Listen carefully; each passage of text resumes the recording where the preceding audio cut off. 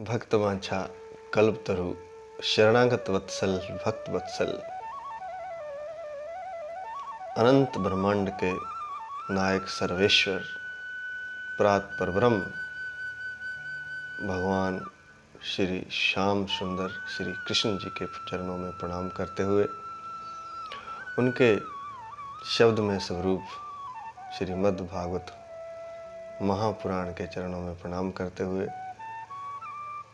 श्री गणेश जी, श्री हनुमान जी, नारद जी, व्यास जी, सनकादि ऋषियों, सुखदेव जी, राजा परीक्षित, माँ सरस्वती के चरणों में प्रणाम करते हुए और उनसे प्रार्थना करते हुए कि वे स्वयं ही हमारे माध्यम से कथा का प्रचार प्रसार भक्तजनों में, रसिकजनों में करें। कल हम चर्चा कर रहे थे कि नारद जी ने व्यास देव जी को यह समझाया कि आप भगवान की लीलाओं का वर्णन कीजिए। क्यों? क्योंकि जो जीव है, जो मनुष्य है, वह गुणों द्वारा नचाया जा रहा है। जैसे कोई कठपुतली चलाने वाला, कठपुतली का खेल दिखाने वाला पीछे पर्दे से कठपुतलियों को नचाता है, लेकिन नचाने वाला तो परमात्मा ही है। लेकिन जो धागे हैं जिनसे कठपुतलियां बंधी हुई हैं, वे धागे गुणों के हैं, गुणों द्वारा नचाए जा रहे हैं। गुण कौन से? गुण मात्र 3 होते हैं: सत्वगुण, रजोगुण, तमोगुण। अगर सत्वगुण के अधीन रजोगुण और तमोगुण हो जाए तो वह व्यक्ति सात्विक हो जाता है, परमात्मा को मानने वाला, परमात्मा की साधना करने वाला, भजन करने वाला आदि हो जाता है। अगर तीनों गुण नियंत्रित रहते हैं सत्वगुण के द्वारा, अर्थात सत्वगुण श्रेष्ठतम होता है, उसके अंडर में अन्य 2 गुण रहते हैं, तमोगुण और रजोगुण, तो वह व्यक्ति परमात्मा की साधना करने वाला होता है, पुण्य कर्म करने वाला होता है, सज्जन होता है। लेकिन परमात्मा की प्राप्ति तो तीनों गुणों से पार है, वह सत्व गुण से भी पार है। तो तीनों गुणों द्वारा व्यक्ति नचाया जा रहा है। कहने का तात्पर्य यह है, तो उन तीनों से पार भगवान की लीलाओं का आप अपने ग्रंथों में वर्णन कीजिए, ताकि तीनों गुणों से पार होकर परमात्मा तक जीव पहुंच जाए, परमात्मा में एक हो जाए, परमात्मा में एक रूप हो जाए। नारद जी कहते हैं कि अगर कोई परमात्मा का भजन करता है, अपने धर्म का त्याग कर देता है, और ऐसी स्थिति में अगर साधना करते हुए उसका भजन छूट जाता है, अगर साधना परिपक्व होने से पूर्व ही उसका भजन छूट जाए, जो अपने धर्म का त्याग करके केवल भगवान के चरणों का ध्यान करता है, भगवान के चरणों की सेवा करता है, अगर उसका भजन छूट भी जाता है तो उसका अमंगल नहीं हो सकता। भजन परिपक्व हो जाए अगर, फिर तो कहना ही क्या, फिर तो वह सीधा ही परमात्मा के दिव्य लोक को प्राप्त होता है। लेकिन दूसरी तरफ कहते हैं कि अगर कोई अपने धर्म का पालन करता है, केवल स्वधर्म का पालन करता है कि संसार में किस तरह से रहना है, लेकिन अगर वह धर्म का पालन तो करता है लेकिन भगवान के चरणों का भजन नहीं करता, जप नहीं करता, कीर्तन नहीं करता, भगवान का स्मरण नहीं करता, तो उसका स्वधर्म पालन निरर्थक है। बड़ी उत्तम बात लिखी है, जो हम कल चर्चा कर रहे थे, वही बात यहाँ दोहराई गई है कि अगर कोई व्यक्ति गृहस्थ धर्म का पालन करता है, लोग कहते हैं कि हम तो गृहस्थी चला रहे हैं, हम तो गृहस्थ धर्म का पालन कर रहे हैं, यही सबसे बड़ा धर्म है। तो अगर कोई गृहस्थ धर्म का पालन करता है, ठीक ठीक जैसा करना चाहिए, सारे निश्चय नातों को कैसे निभाना चाहिए, माँ बाप के साथ कैसे रहना चाहिए, बच्चों के साथ कैसे रहना चाहिए, आदि आदि, जो भी स्वयं धर्म है मनुष्य के, उनका अगर वह पालन करता है और भगवान का भजन नहीं करता, लेकिन धर्म का पालन करता है, स्वयं धर्म का, तो नारद जी कहते हैं उससे क्या लाभ है, क्योंकि उससे कुछ भी नहीं होने वाला, परमात्मा की प्राप्ति उससे नहीं होने वाली। हो सकता है धर्म के पालन से अच्छा जीवन आने वाला उसे मिले, अगला जन्म अच्छा मिले या स्वर्ग की प्राप्ति हो, लेकिन परमात्मा की प्राप्ति उससे नहीं होगी। एक तरह से उससे कोई लाभ नहीं है, ऐसा नारद जी कहते हैं। स्वधर्मतः तस्यैव हेतोः प्रयतेत कोविदो न लभ्यते यद भ्रमता मुप्यरेधः। साफ और स्पष्ट लिखा है कि जो स्वधर्म का पालन करता है लेकिन भगवान के चरणों का भजन नहीं करता, उससे क्या लाभ है। और अगर स्वधर्म का पालन नहीं करता, भगवान के भजन करता है, भगवान के चरणों का स्मरण करता है, भगवान का भजन करता है, इसकी साधना पूर्ण होने पर तो परमात्मा की प्राप्ति होती ही होती है। लेकिन अगर बीच में उसकी साधना छूट भी जाए तो उसका अमंगल नहीं हो सकता।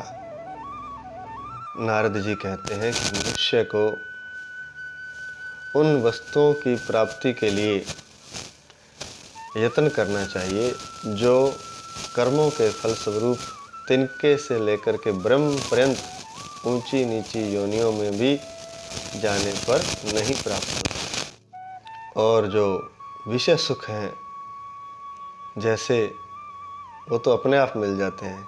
किस तरह से? जैसे दुख कोई नहीं चाहता, लेकिन कर्मों के अनुसार जैसे पिछले कर्म किए हैं तो हर व्यक्ति को दुख अपने आप आ जाते हैं, बिना मांगे, बिना कुछ किए पिछले कर्मों के हिसाब से दुख अपने आप आ जाते हैं। ऐसे ही सुख भी आते हैं। हमें ऐसे लगता है कि सुख हम चाहेंगे तो आएंगे, सुख भी अचिंत्य गति समय के फेर से स्वयं ही आ जाते हैं। विषय सुख स्वयं ही आपके सामने उपस्थित हो जाते हैं। तो कहने का तात्पर्य यह है कि सुख और दुख आपके पिछले प्रारब्ध कर्मों के अनुसार, पिछले जन्मों के कर्मों के अनुसार या इसी जन्म के पिछले कर्मों के अनुसार स्वयं ही अपने आप ही प्राप्त हो जाते हैं। जैसे दुख प्राप्त होता है ना बिना मांगे, ऐसे सुख भी, विषय सुख भी बिना मांगे प्राप्त हो जाते हैं पिछले कर्मों के हिसाब से। तो फिर क्या प्रयत्न करना सुख या दुख के लिए, क्योंकि जो अच्छे कर्म किए हैं उसके हिसाब से सुख मिल जाएगा अपने आप स्वतः ही, और कुछ ऐसे कर्म हुए हैं बुरे तो उनके हिसाब से दुख मिल जाएगा। और ये मनुष्य योनि में लगभग बराबर सा रहता है, उतने ही सुख हैं उतने ही दुख हैं। सुख दुख तो अपने आप अचिंत्य गति समय के फेर से, समय जो है वह अचिंत्य है, उसका चिंतन नहीं किया जा सका, उसे समझा नहीं जा सकता। तो समय के फेर से तो स्वयं ही सुख और दुख मिल जाएंगे। तो उनके लिए प्रयत्न क्या करना, क्यों करें फिर प्रयत्न, क्योंकि जब समय के फेर से अपने आप मिलेंगे तो प्रयत्न किस चीज़ के लिए करें। तो कहते हैं कि प्रयत्न उस चीज़ के लिए करें जो तिनके की योनि से लेकर के ब्रह्म पर्यंत, ब्रह्म की प्राप्ति तक या ब्रह्म लोक तक ऐसी कोई चीज़ की कामना करें, ऐसी चीज़ के लिए तपस्या करें जो तिनके से लेकर के ब्रह्म पर्यंत योनि तक अपने आप नहीं मिलती है। तुच्छ योनि से लेकर के ब्रह्म पर्यंत योनियों तक कर्मों के जाना होता रहता है, कर्मों के फलस्वरूप। लेकिन वहाँ कोई ऐसी वस्तु भी होगी जो कर्मों के हिसाब से नहीं मिलती है, तो वह है परमात्मा की भक्ति। बाकी सुख दुख, स्वर्ग आदि, नरक आदि, ब्रह्मलोक आदि सब मिल जाएंगे। वैकुंठ लोक ही एक ऐसा है जो कर्मों से नहीं मिलता, भगवान के प्रति भक्ति से, भगवान के प्रति प्रेम से मिलता है। ना तो अच्छे कर्मों से मिलता है और बुरे कर्मों से तो मिलता ही नहीं है। पुण्य कर्मों से भी स्वर्गलोक तक ही प्राप्ति होती है। नारद जी कहते हैं कि हे व्यास जी, जो मनुष्य भगवान के चरणों का भजन करता है, भगवान का सेवक है, भगवान का स्मरण करता है, अगर वह कर्मी मनुष्य के समान जो कर्म करता है, अपने स्वधर्म का पालन करता है, उसके समान या किसी दैवीय प्रकोप के कारण कुछ उससे बुरा भाव भी उसके मन में आ जाता है, तो वह जन्म मृत्यु रूप संसार में पुनः नहीं आता है, अर्थात वह मुक्त हो जाता है। कहने का तात्पर्य यह है कि अगर जो परमात्मा की भक्ति करता है, परमात्मा से प्रेम करता है, परमात्मा श्री कृष्ण के चरण कमलों का जिसने आश्रय ले रखा है और निरंतर भगवान के चरणों का स्मरण करता है, उससे कुछ बुरा भाव भी हो जाए तो भी वह इस जन्म मृत्यु रूपी चक्कर में पड़ता नहीं है। उसकी मुक्ति और वैकुंठ निश्चित है। कारण ये है कि भगवान के चरण कमलों में जब उसका समर्पण हो जाता है, भगवान के चरण कमलों का जब वह ध्यान करता है, तो उसे भगवान के चरण कमलों के रस का चस्का लग जाता है और उसे वह कभी छोड़ नहीं सकता। तो इसलिए थोड़ा बहुत बीच में अगर कोई उससे बुरा भाव भी हो जाता है तो भी भगवान उसे क्षमा कर देते हैं, क्योंकि उसका मन अंत समय तक निरंतर भगवान के चरणों में लगा रहता है। इदं हि विश्वम भगवान निवेतरो जगत स्थान निरोध संभवा तद्धि स्वयं वेद भगवान तथापि वै प्रादेश मात्रम भवता प्रदर्शितम। नारद जी कहते हैं कि जिससे इस जगत की उत्पत्ति, स्थिति तथा संहार होता है, वे संपूर्ण भूतों में संपूर्ण ब्रह्मांड में स्थित रहते हैं, लेकिन फिर भी उससे अलग हैं, इसलिए वे विलक्षण हैं। अर्थात वे जीवों में समाये भी हुए हैं और उनसे अलग भी हैं। विश्व की रचना उनके द्वारा की गई है, उनकी पालना उनके द्वारा होती है, इस विश्व का संहार भी, विनाश भी उनके द्वारा होता है, लेकिन फिर भी वे प्रत्येक जीव में समाये होते हैं तथा उससे अलग भी होते हैं। ऐसी परमात्मा की अचिंत्य शक्ति। नारद जी कहते हैं कि हे व्यासदेव जी, आप इस बात को स्वयं जानते ही हैं, फिर भी हमने संकेत मात्र कर दिया। ऐसा भगवान का वास्तविक स्वरूप है कि वह प्रत्येक वस्तु में, व्यक्ति में शामिल भी होता है और उससे अलग भी होता है। वह विश्व के रूप में, विश्व में समाया भी हुआ है, विश्व से अलग भी है। भगवान विश्व रूप ही हैं और विश्व से पृथक भी हैं, विश्व के साक्षी भी हैं। विद्वान इस बात को सिद्ध कर चुके हैं कि जितने भी साधना को मुख्य रख करके कर्म किए जाते हैं, परमात्मा को पाने के लिए जो कर्म किए जाते हैं, चाहे वह तपस्या हो, चाहे वेदाध्ययन हो, चाहे यज्ञानुष्ठान हो, चाहे दान हो, स्वाध्याय हो, चाहे ज्ञान हो, जो कुछ भी किया जाता है परमात्मा की प्राप्ति के लिए, उसका फल केवल मात्र इतना ही है कि जीव को परमात्मा की लीलाओं में रस आ जाए, परमात्मा की लीलाओं में उसकी गति हो जाए, परमात्मा की लीला में उसका मन रम जाए।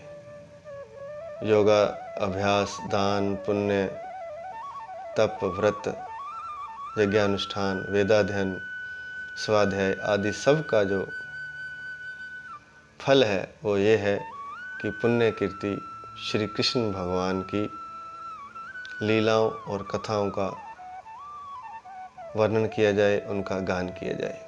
इन सब का सार यही है कि भगवान की लीलाओं में हमारी रुचि हो जाए, भगवान की लीलाओं में हमें रस आने लगे, क्योंकि ऐसा करते करते ऐसा हो जाएगा कि भगवान की लीलाओं में हमें रस आने लगेगा, और जैसे ही हमें भगवान की लीलाओं में रस आने लगेगा, वैसे वैसे हम उन लीलाओं में खो जाएंगे, और जिसका हम चिंतन करेंगे, जिन लीलाओं में हम खो जाएंगे, हम उस लोक के ही वासी हो जाएंगे। जैसे रात को हम जो सोचते हुए सोते हैं और जो सपन देखते हैं, फिर हम वही देखते हैं जो हमने रात को सोते हुए सोचा होता है। बस यही एक सूत्र है, जिसकी हमने कल भी चर्चा की थी, परसों भी चर्चा की थी, उसका अर्थ एक ही है कि जैसा हम सोचते हैं, जैसा हम विचार करते हैं, जैसे हम चित्र देखते हैं बंद आँखों से, जैसा हम स्मरण करते हैं, हम धीरे धीरे वैसे ही हो जाते हैं। अगर हम भगवान की लीलाओं का चिंतन करेंगे, उनका स्मरण करेंगे, उन लीलाओं के बारे में सोचेंगे, विचारेंगे, तो हम धीरे धीरे वही हो जाएंगे। भगवान का जो लोक है, उस लोक को हम प्राप्त हो जाएंगे। यह बहुत बड़ा सूत्र है। हम जो सोचेंगे वैसा ही हो जाएंगे। इस सूत्र को कोई हल्के में ना ले। 1000% ये समझ लीजिए कि हम जैसा सोचते हैं वैसा हो जाएंगे। यह बहुत बड़ा सूत्र है। कुछ साल पहले एक लेखिका हुई, रोवांडा बर्न उसका नाम है। उसने इस सूत्र को लेकर के, यह भागवत का एक सूत्र है, इस सूत्र को लेकर के उसने पुस्तक लिखी, द सीक्रेट, और हिंदी में उसका नाम है रहस्य।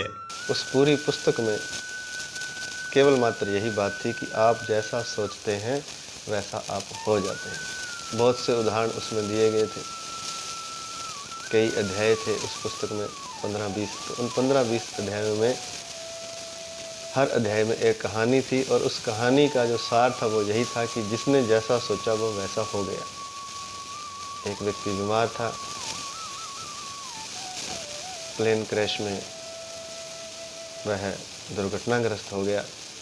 उसकी हड्डी टूट चुकी थी, रीढ़ की हड्डी भी टूट चुकी थी। ऐसा उन्होंने उदाहरण दिया है। और उसने सोचा कि मैं 3 महीने में चल करके इस हॉस्पिटल से बाहर आऊँगा। वह लगातार सोचता रहा कि मुझे इस हॉस्पिटल से चलकर बाहर आना है। 3 महीने वह ऐसा ही सोचता रहा, और एक दिन ऐसा ही हुआ, वह चल कर के उस हॉस्पिटल से बाहर आया। इस तरह इस पुस्तक में ऐसे और भी बहुत से उदाहरण हैं जो उन्होंने दिए हैं। कोई बड़ा बिजनेसमैन बनना चाहता था, कोई बड़े पद पर पहुंचना चाहता था, कोई प्रेम चाहता था, और कोई अपना सुंदर परिवार चाहता था। तो उन्होंने वैसा ही सोचना शुरू किया, और जैसा उन्होंने विचार किया, सोचना शुरू किया, अपने भीतर चित्र देखे, आकृतियाँ देखी, वैसा ही वे हो गए। तो इस सूत्र को पक्का मान लेना चाहिए, इस भागवत के सूत्र को, कि जैसा हम सोचते हैं वैसा ही हम हो जाएंगे। इसमें कोई संदेह नहीं है, रत्ती भर भी इस सूत्र में संदेह नहीं है। अगर हम जो जीवन में चाहते हैं वैसा ही हम सोचने लग जाएं, तो हम वैसा ही हो जाएंगे। जैसा हम सोचेंगे अंततः हम वैसा ही हो जाएंगे, इसमें कोई शक नहीं है। हम जैसा विचार करेंगे, अपने आप को स्वयं देखेंगे, वैसा ही हो जाएंगे धीरे धीरे। इसलिए कहा जाता है कि दूसरे के दोष ना देखें, क्योंकि जो आप देखेंगे वो आपके भीतर आ जाएगा। अगर आप दोष देखेंगे तो दोष आ जाएंगे, अगर किसी की अच्छाई देखेंगे तो वो अच्छाइयाँ अपने आपके अंदर आ जाएंगी। लेकिन भागवत उससे भी बड़ी बात कह रही है। इसमें जो कहा गया था, उन्होंने पुस्तक भी लिखी और उस पर फिल्म भी बनी, एक शॉर्ट फिल्म, और लाखों करोड़ों का बिजनेस किया उस बुक ने। और ऐसा बताया गया कि ये रहस्य किसी को पता नहीं था, ये अभी पता चला है। इस तरह की बड़ी बातें उसमें पुस्तक में और फिल्म में बताई गई हैं। सबसे पहले ये रहस्य फलां व्यक्ति को मिला, इन फलां को मिला, बड़े बड़े लोगों के नाम लिए उन्होंने, क्योंकि कहानी रचनी थी किसी तरह से। और फिर कहा कि आज यह रहस्य डॉक्टर रोवांडा बर्न को पता चल चुका है, और हम आपसे यह रहस्य शेयर करने जा रहे हैं कि जो व्यक्ति सोचता है वैसा हो जाता है। अब ये कहाँ का रहस्य तो है, लेकिन ये तो नकल किया हुआ है भागवत से। सारी विदेशों की पुस्तकें हमारे शास्त्रों में से चुरा करके कोई सूत्र उस पर बनाई गई हैं। यहाँ तक कि जो आविष्कार है वह भी हमारे शास्त्रों से चुरा करके किए गए हैं। ठीक है, उन्होंने मेहनत अवश्य की है, उस बात को आगे बढ़ाया, लेकिन सूत्र यहीं से लिए हैं। यहाँ तक कि हवाई जहाज तक का नक्शा हमारे वेदों में दिया गया है, और हर चीज़ का, चाहे वो चिकित्सा शास्त्र, सब कुछ है हमारे शास्त्रों में, लेकिन हमें पढ़ने से वंचित कर दिया गया है। ना स्कूलों में ना कॉलेजों में उसकी शिक्षा मिलती है, और स्वयं कोई अपने शास्त्र पढ़ता नहीं है। सब कुछ दिया हुआ, जीवन से संबंधित जो कुछ भी चाहिए, कानून नियम, कानून भी ग्रंथ लिखे जा चुके हैं बहुत पहले, संविधान लिखने से बहुत पहले, और जितने भी संविधान है सब उसी की नकल है। खैर, ये एक अलग विषय है। तो कहने का तात्पर्य ये है कि जैसा हम सोचते हैं वैसा हम हो जाते हैं। यह बहुत बड़ा सूत्र है, विदेशों में भी इस पर शोध हुआ है, पुस्तकें लिखी गई हैं, लेकिन सूत्र भागवत से लिया गया है। एक ही सूत्र है, और बहुत से सूत्र हैं भागवत में तो, लेकिन एक सूत्र से ही लोग कहाँ के कहाँ पहुँच जाते हैं। तो ये सूत्र हमें भी अपने मन में अच्छी तरह बिठा लेना चाहिए कि जैसा हम सोचेंगे वैसा हम हो जाएंगे। दूसरे के दोष ना देखें, दूसरे के गुण देखें, और भागवत तो ये कहती है किसी के ना गुण देखें ना दोष देखें, गुण भी ना देखें। तो फिर क्या करें? गुण अगर देखने हैं तो परमात्मा के ही देखें, फिर क्यों देखने फिर किसी के? जो शिखर है सीधा फिर वहाँ पहुँचा जाए, बीच के पड़ावों पर फिर क्यों रुकना? हमारे शास्त्रों से सूत्र लेकर के लोगों ने इस जीवन में तरक्की पाई है, सब कुछ पाया है, जीवन का हर एक ऐश्वर्य पाया है। लेकिन भागवत कहती है कि वो ऐश्वर्य तो आपको मिल ही जाएगा। कब?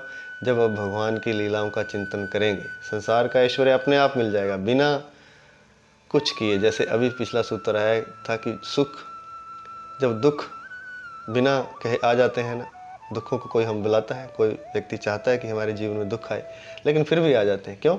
अपने आप आ जाते हैं, प्रारब्ध कर्मों के अनुसार।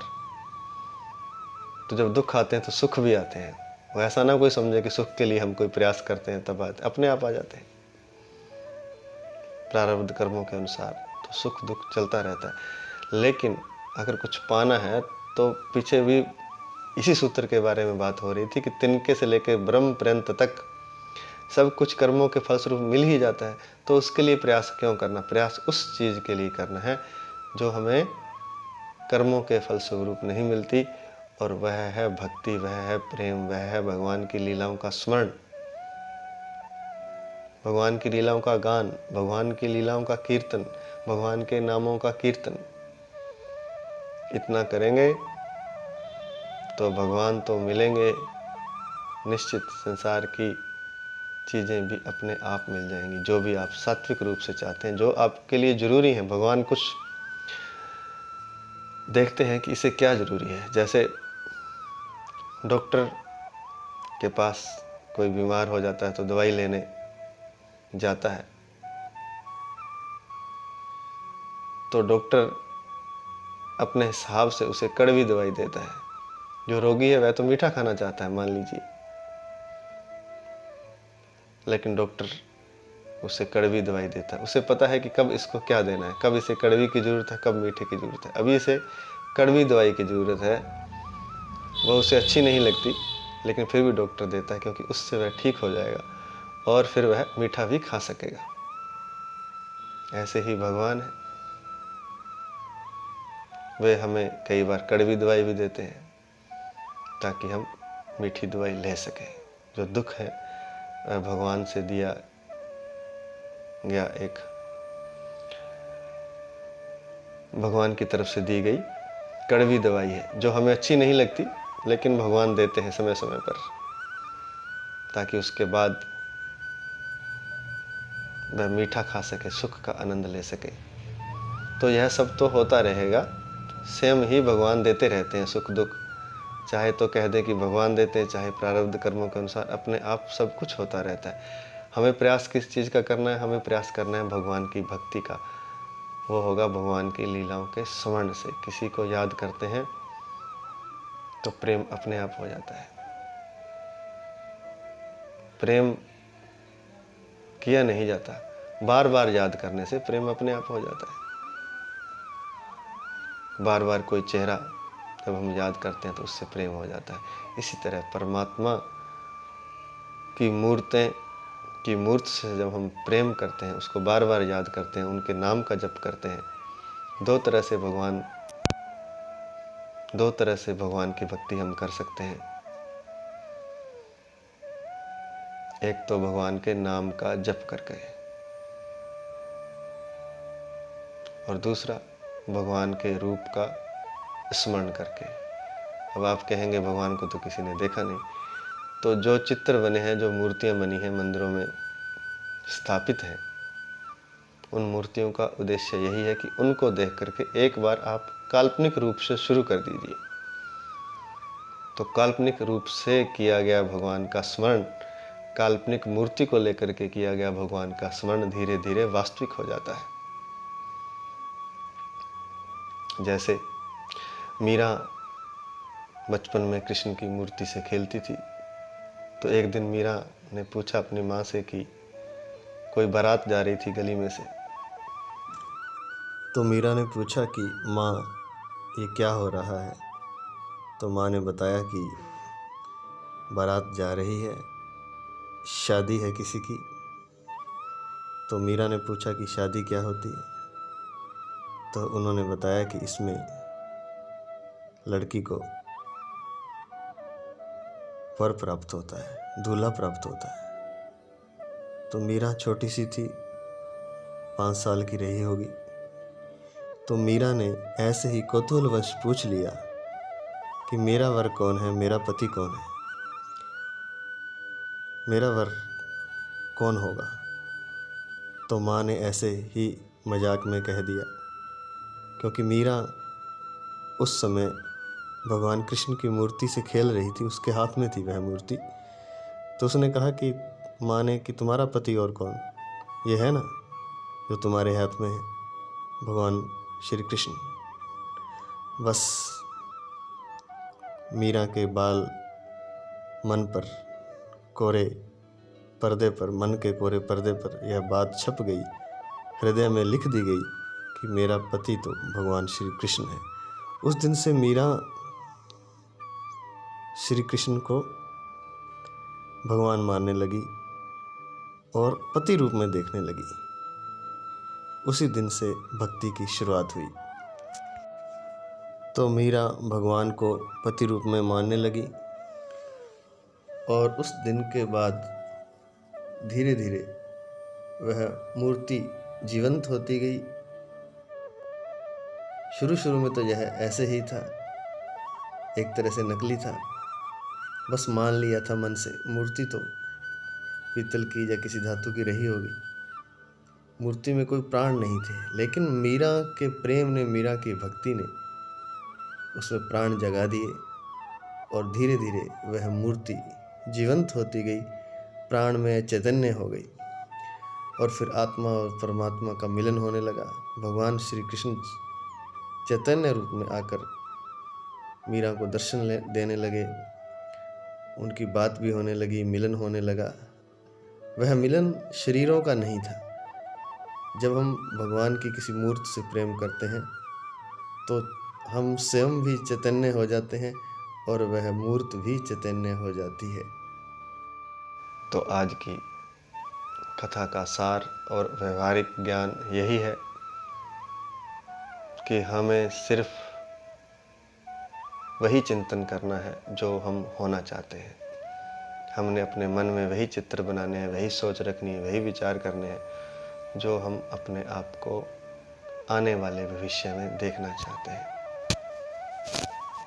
जैसा हम सोचेंगे वैसा हम हो जाएंगे।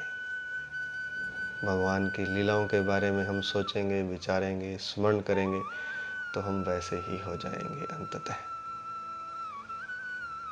यह बात पूर्णतः आजमाई हुई है, यह हमने भी अपने जीवन में आजमाई है। कभी समय लग जाता है, देर अबेर हो जाती है, लेकिन व्यक्ति जैसा सोचता है वैसा ही हो जाता है। इसलिए सुख दुख आदि पर ध्यान न दे करके आप जो चाहते हैं, अपने को जैसा आप देखना चाहते हैं भविष्य में, वैसा आप सोचने लग जाइए। बस इतना काम कीजिए। ना किसी के गुण देखें, ना किसी के दोष देखें। बस जैसा आप होना चाहते हैं वैसा आप सोचने लग जाएंगे, आप वैसा हो जाएंगे, निश्चित हो जाएंगे। इसके साथ साथ भगवान का कीर्तन कर सकते हैं, आप जाप कर सकते हैं, तो वह और भी जल्दी से होगा जो आप चाहते हैं। आज इतना ही। जय श्री कृष्ण। हरि शरणम, हरि शरणम, हरि शरणम।